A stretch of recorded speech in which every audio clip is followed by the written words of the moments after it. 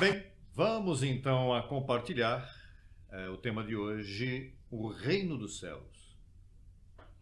Temos falado disto antes, mas vamos buscar em Atos 20, começando pelo verso 25.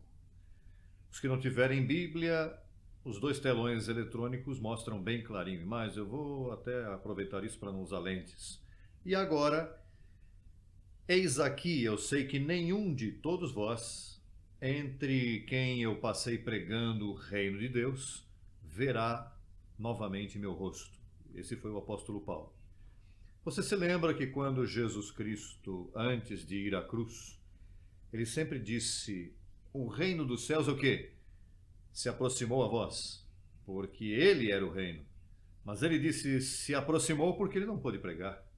Ele nunca pregou o reino. Ele o que pregou foram parábolas. Mas o evangelho ele nunca pregou. Antes ele viveu o evangelho dos judeus, da circuncisão. Mas o que Paulo ia pregar era o evangelho do reino. Portanto, ele não pregou. Mas Paulo agora diz que ele diz: e agora, eis aqui, eu sei que nenhum entre quem eu passei pregando o quê? Você se lembra quando o ladrão disse a Jesus de Nazaré: Senhor, lembra-te de mim quando vieres no teu reino? Então ele nem respondeu.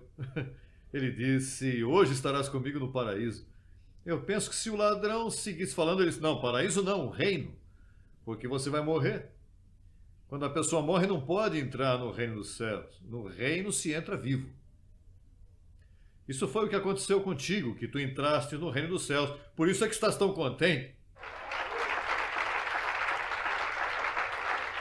Mas há pessoas que pensam que quando morrem eles vão entrar no reino dos céus. Não, que diz? Eu vim pregando entre quem? Entre vós. Hã? Diz, entre quem eu passei pregando o reino de Deus? Ou seja, o reino de Deus se prega. Você sabe como tu entras no reino de Deus? Com a mente. Quando se prega, o que você faz? Você escuta. E se escutas, entende o que acontece. Entras no reino. Pois Paulo pregava o reino de Deus. E ele era o único, porque nem Cristo pregou o reino de Deus. Ele era o reino e se apresentou e disse: o reino se aproximou a vós. Mas ninguém pôde entrar, porque ele não pregou. Mas então, quando Paulo aparece, então Paulo é o primeiro, porque nem os apóstolos podiam pregar o reino de Deus, porque o reino de Deus, se você veja nos versos anteriores, vamos mostrar o verso anterior, o 24, diz: mas de nenhuma coisa faço caso, nem estimo preciosa minha vida para mim mesmo, contanto que acabe minha carreira com gozo e o ministério que recebi do Senhor Jesus, para dar testemunho do evangelho de quê? Ele foi o único que deu testemunho da graça de Deus. Os apóstolos não conheciam a graça de Deus. Por isso foi que Paulo teve que repreendê-los. Porque quando Paulo disse: não, Pedro, isso não é evangelho, isso foi que eu aprendi dele. Você aprendeu isso dele, mas é quando você foi judeu. Depois que morre, não se pode pregar o evangelho de Cristo. Pregava, porque era para o judeu, era da lei. Portanto, diz aí, testemunho do evangelho de quem? Não da lei, da graça de Deus. Então seguimos lendo. Verso 26. Portanto, eu vos protesto no dia de hoje que estou limpo do sangue de todos. Parece que se você não entra no reino, o teu sangue fica em perigo, tua vida fica em perigo. Como é que estão as pessoas? Sangrando, o mundo está sangrando. Quando você deixou de sangrar? Quando você entendeu esse evangelho. Mas se você e todo mundo está, olha, as pessoas estão em orações, em preces, as pessoas estão sofrendo. Porque se tu não entras no reino dos céus, graças a Deus que você entrou. E eu recebo que os que me veem pela internet, hoje vou entrar eu.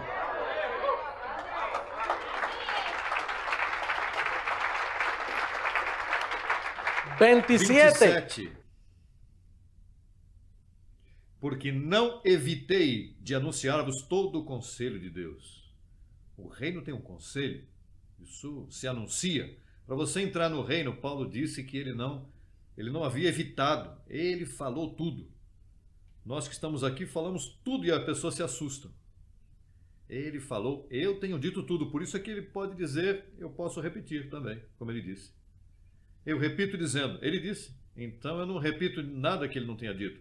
A mim ninguém pode provar que eu estou equivocado, porque se diz que eu estou equivocado, bom, então vai jogar a culpa em Paulo, eu não sou culpado disso. Eu não posso estar equivocado, porque Paulo não esteve equivocado. Esse é o único que pregou o reino, e eu que faço repetindo a mesma coisa que ele fez. Portanto, olhai por vós e por todo o rebanho, em que o Espírito Santo vos colocou por pastores.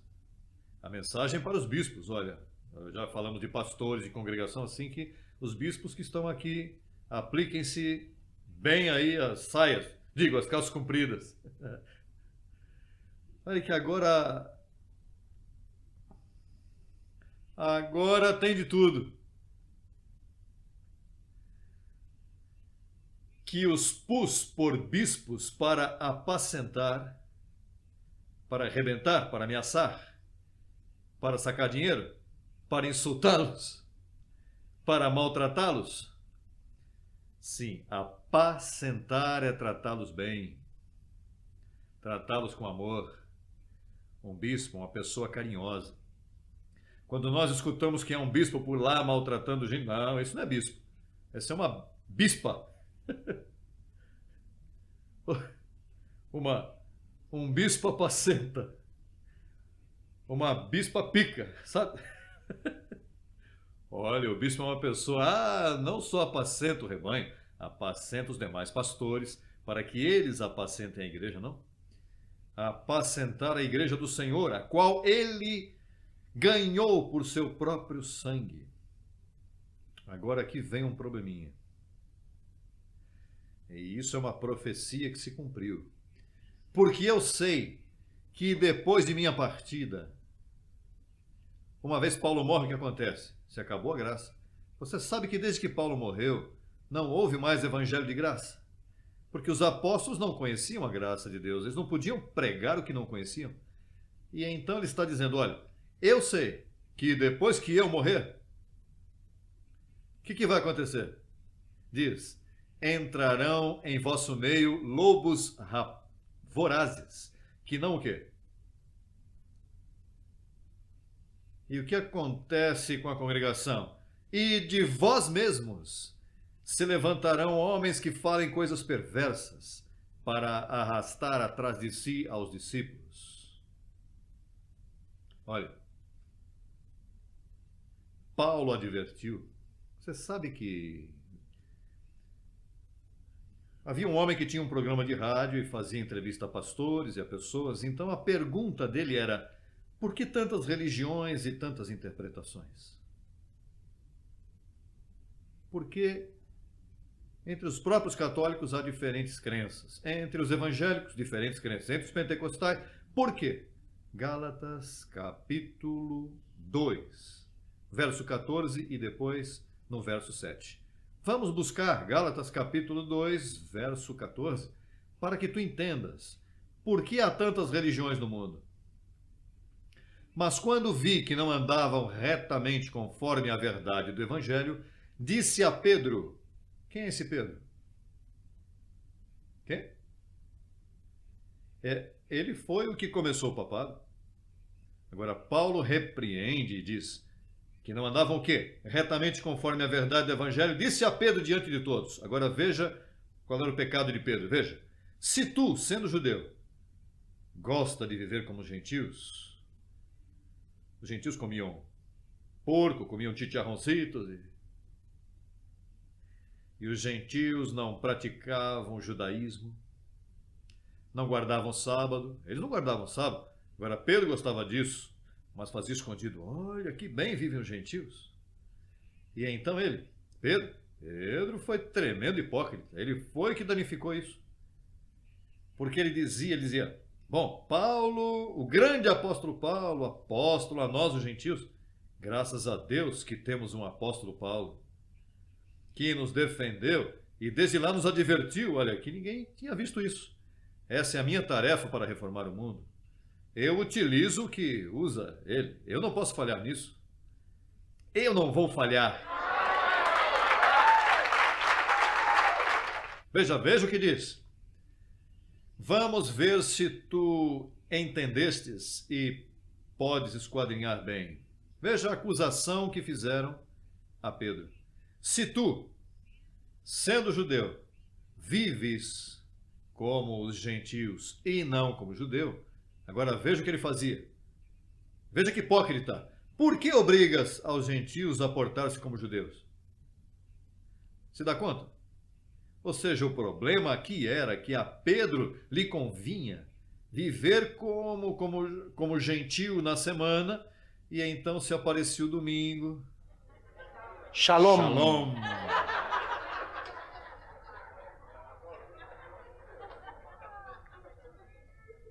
Agora veja outro verso, que aqui está o bom. 2,7. Veja o verso 7. Veja, quem entender isso fica livre imediatamente. Este filósofo católico, teólogo, disse: olha, com esse verso, você move os alicerces da terra toda, porque aí é que está escondido o mistério do engano. Veja, antes, pelo contrário, como viram, está falando Paulo, que me havia sido encomendado o evangelho da incircuncisão, como a Pedro qual? Quantos evangelhos há aí? 2. Um falso, para nós os gentios, e um verdadeiro.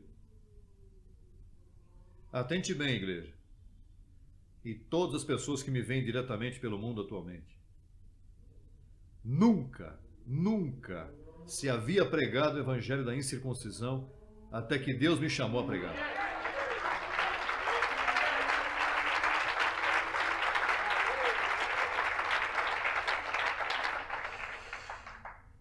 E isso não me ocorreu a mim.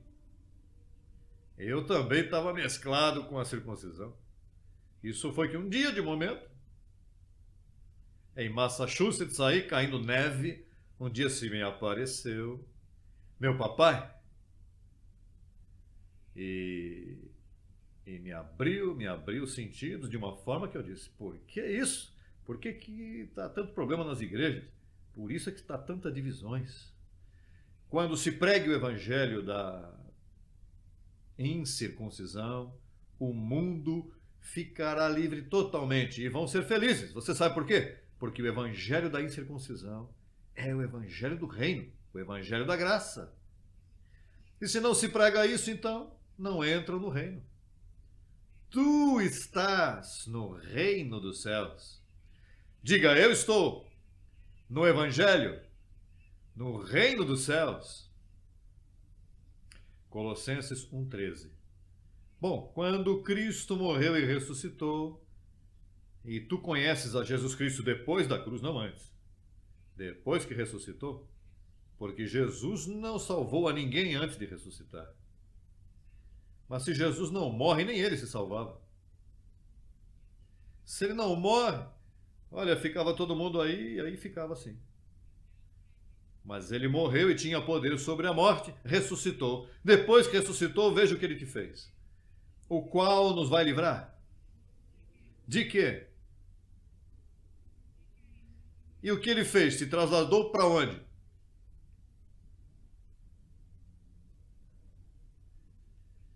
Te trasladou aonde? Onde tu estás? Tu queres ir ao reino dos céus? Por quê? Já chegaste? Ou seja, que tu não queres entrar no reino dos céus. Por quê? Porque já está. Te trasladaram ao reino. E te livraram de quê? Então tu não tens que estar com gotinhas e azeitinhos, porque vão te livrar ou já está livrado? Ou seja, você não tem medo das trevas. Por quê? Porque foste livrado delas. Tu podes dormir tranquilo? Podes apagar a luz? Por quê? Tá livre, rapaz. Receba, estou livre.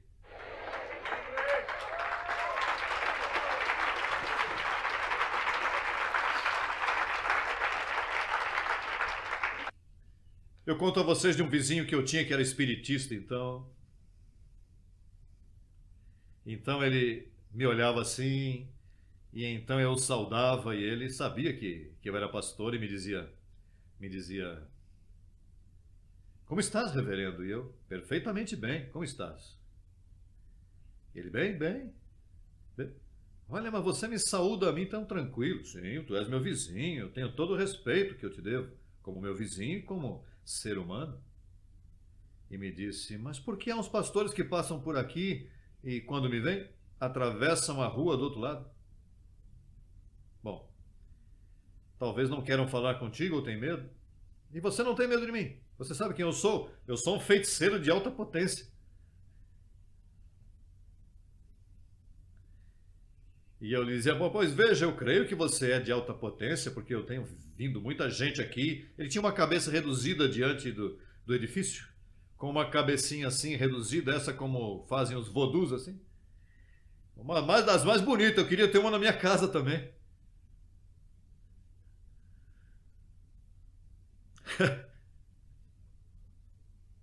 E então eu lhe disse, Hector, tu sabes o que acontece? Que tu és de alta potência, mas o espírito que mora em mim é o papai de todos os espíritos. Imagina. Então começou a me dar presentes, me dava plantinhas. Você sabe que eles trabalham assim com coisas tangíveis para enviar seu... Eu penso que ele jogava umas coisinhas aí na planta. E eram bem bonitas, e eu as colocava na frente da minha casa, porque você sabe, imagina. E depois começou a me enviar guineitos em escabeche. Isso é muito bom.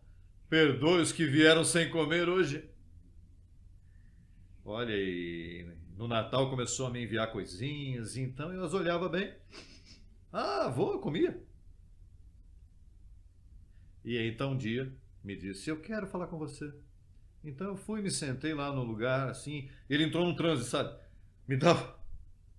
Está te sentindo mal, Hector? É que ele estava tratando de penetrar-me, você sabe?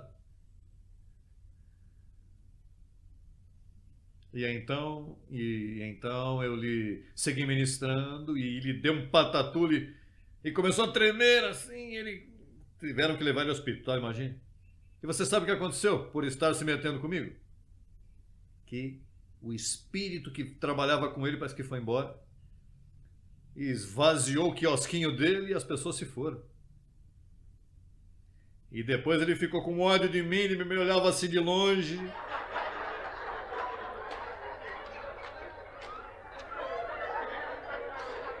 E como diz na Colômbia, quem mandou se meter comigo?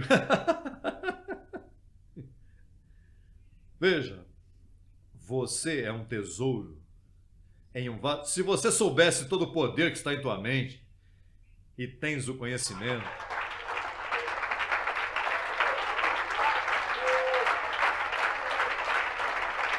mas isso é se entras no reino. E você sabe como é que se entra o reino? Com tua mente, com o conhecimento. Porque diz que ele pregava o quê? O reino. Quer dizer, que se ele pregava o reino consistia de uma pregação.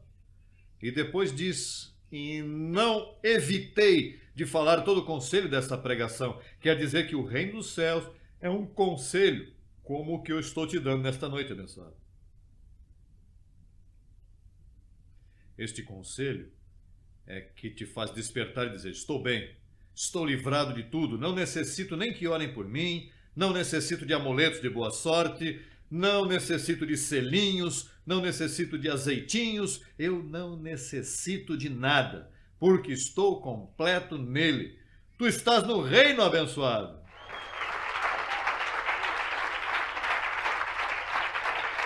Olha, diga quem está ao teu lado, bem-vindo ao reino. Se este não é o reino,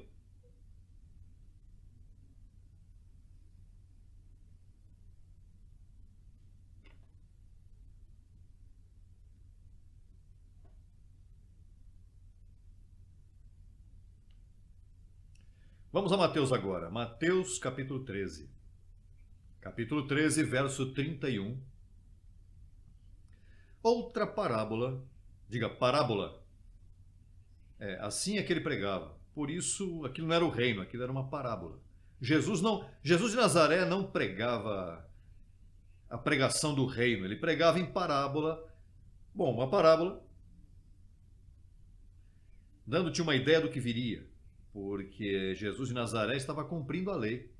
E Jesus de Nazaré não foi cristão, alô? Ele foi judeu. Você sabe que as pessoas querem, se põem a ler Mateus, Marcos, Lucas, e aí sacam o cristianismo e aí fazem o que Jesus fez e terminam onde?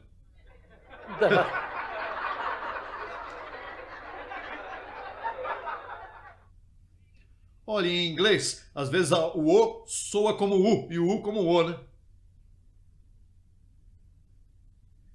Veja, olha isso. Todas as igrejas cristãs formam o cristianismo de Mateus, Marcos, Lucas, João. Eles chamam evangelho. Isso era a vida de Jesus na carne. Ele foi judeu. Por isso que o que há lá é um judaísmo. Pedro, o apóstolo Pedro, nunca pregou o cristianismo. O que ele pregou foi o que ele viveu, Jesus de Nazaré. Mas Jesus de Nazaré foi judeu. Então a igreja católica, sem falar mal deles, porque imagine, qual é a ideia? Nós estamos falando, a igreja católica, o que levou a Espanha foi judaísmo, mesclado com catolicismo. Boa intenção, mas equivocado. Então a Pintaninha, a Santa Maria, o que Cristóvão Colombo fez foi invadir nossos países e nos encheram de um falso evangelho. E por isso o mundo está judeu.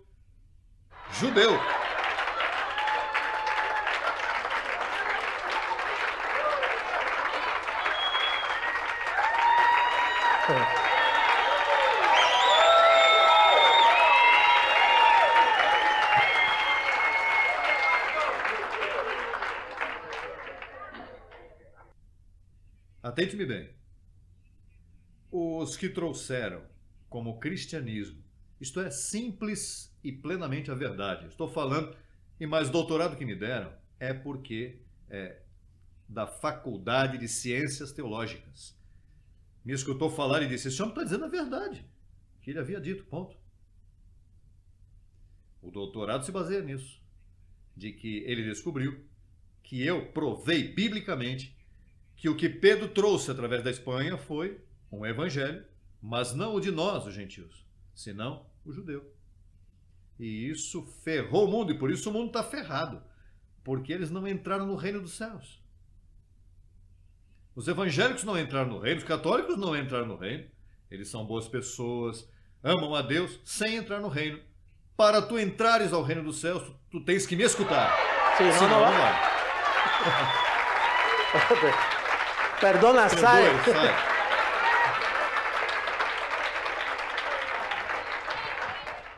Não, isso parece soberba, mas honestamente, é que Não.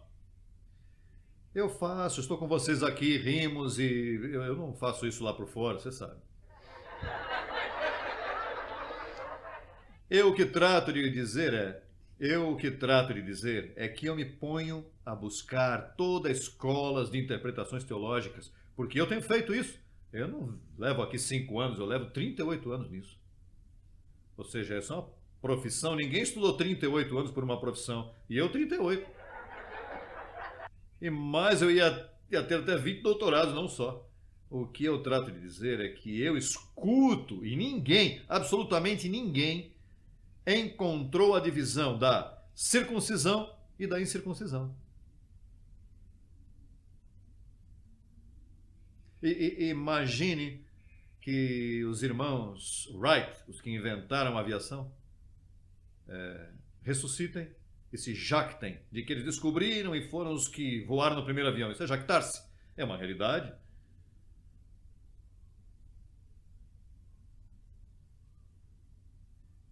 Quando tu és o único que encontra algo, pois tu és o único. E em 2000 anos ninguém havia apresentado esta verdade que, perdoa-me, estas não são minhas revelações. Isso não é que eu me jacto de que não, nem. Para que você não se sinta mal. O que eu te trato de dizer é que Jesus Cristo me ensinou o elo perdido. E eu o que fiz foi que coloquei o elo aí e agarrou. Com isso é que eu estou fazendo uma reforma no mundo. Espanha, quem ferrou primeiro com o falso evangelho foi a todos nós. Por isso temos sofrido tanto, por isso, pela pobreza, pelos terremotos, todos esses castigos da natureza.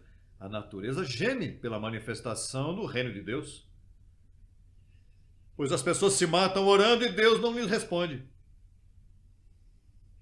Deus não está respondendo orações, e menos ainda se não está dentro do reino. Fora do reino, essas preces que fazem por aí, a Guadalupe milagrosa do cobre, todas essas... que faz uma virgem metida aqui? Se aqui isso não funciona assim. No reino se trabalha com conhecimento.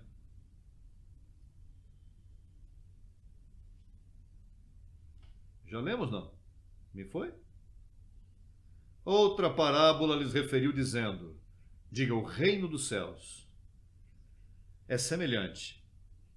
Não é que é um grão, é que é semelhante ao grão de mostarda que um homem tomou e semeou em seu campo, o qual, na verdade, é a menor de todas as sementes, mas quando cresce, é a maior das hortaliças e se torna árvore, de tal maneira que vêm as aves do céu e fazem ninhos em seus ramos. Você sabe o que significa? Esse reino dos céus, que é o que eu ensino hoje em dia, foi uma sementinha que começou com 2 ou 3. E então a sementinha depois se tornou hortaliça. Lucas, no livro de Lucas, diz, se tornou árvore. E então, ao se tornar árvore, fez ramos, e os anjos se agradaram e baixaram do céu, e fizeram, veja, aí diz, que vêm as aves do céu, esses são anjos, e fazem ninhos em seus ramos. Por isso é que nós temos anjos que nos servem. Por todas as partes, os testemunhos, os anjos ativando-se. Por primeira vez em 2000 anos, os anjos se soltaram. Agora é que vamos servir a esse povo.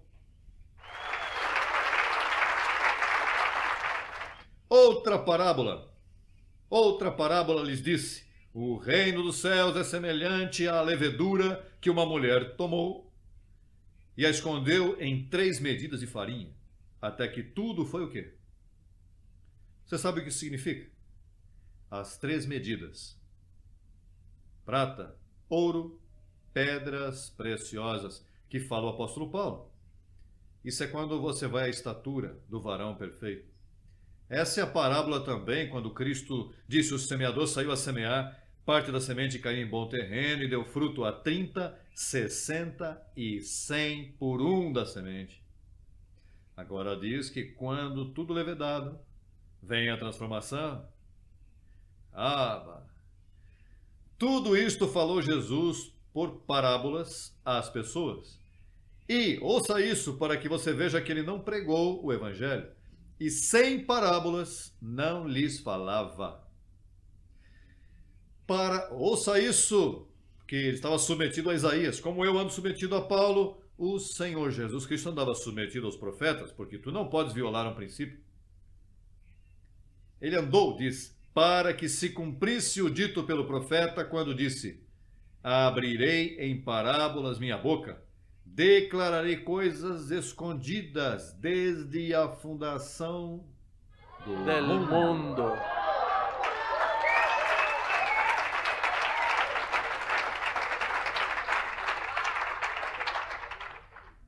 Então agora vamos ao 44. 46.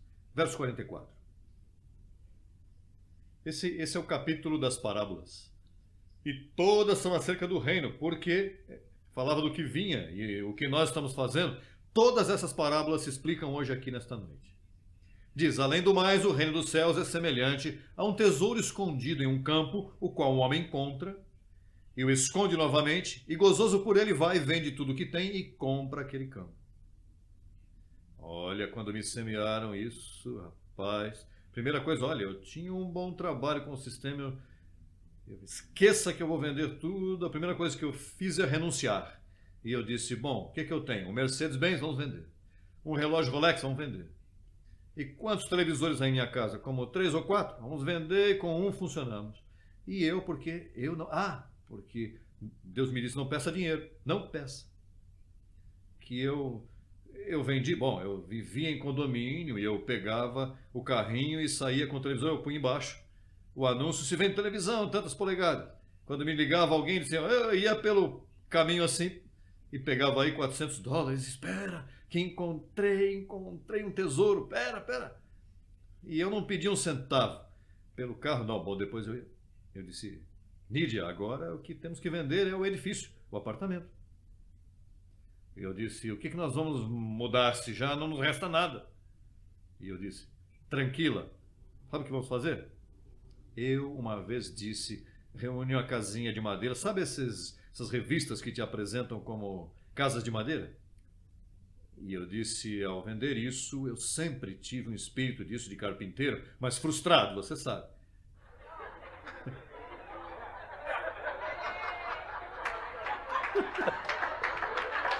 Oye, E você sabe o que eu fiz? Eu tinha um terreno que eu tinha comprado quando eu cheguei a Porto Rico em meu segundo regresso lá. E eu disse, eu vou fazer a casa eu mesmo. E então me meti uma serralheria. Quando eu entrei, vi tanta gente que eu fiquei intimidado. Eu não sei nem a terminologia.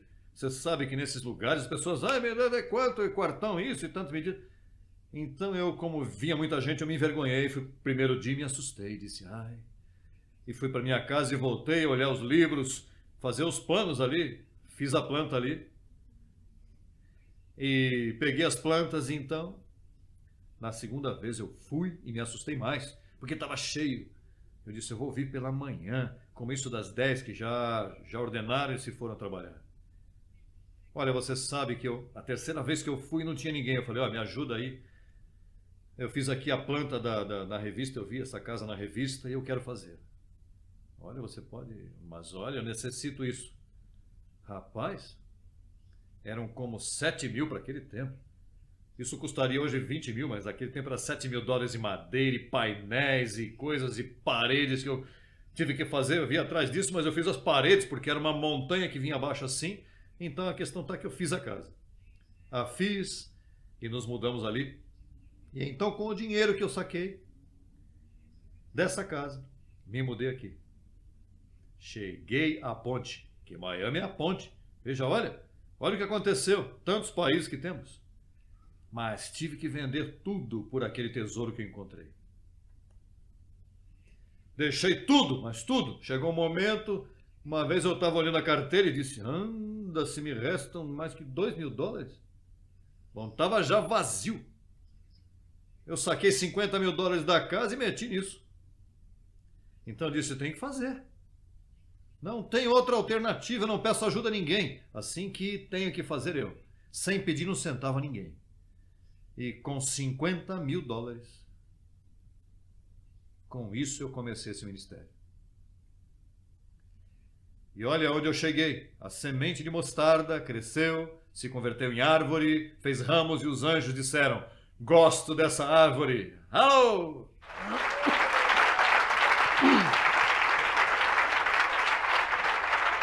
bueno, como Bom, el como tiempo o tempo avanza, avança, vamos al ao verso...